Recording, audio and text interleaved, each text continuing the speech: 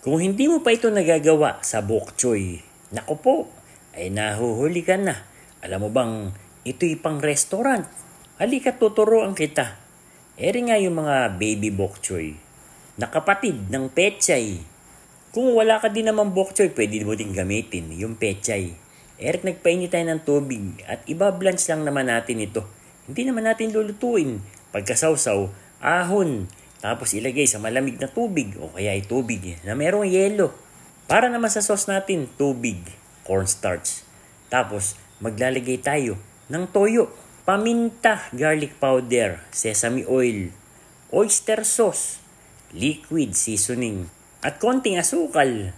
Sa kawali, maglalagay tayong mantika at pipirituhin natin itong mga hiniwa natin ng mga bawang. Hintay mo mag golden brown, hanguin na.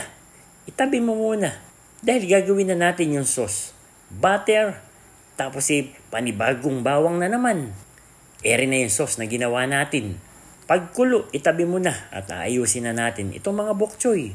Sa isang pinggan, nilagyan ko ng sauce. Sa ibabaw naman ay sesame seed. At tapos, yung mga pinirito natin bawang, kupo, lasa.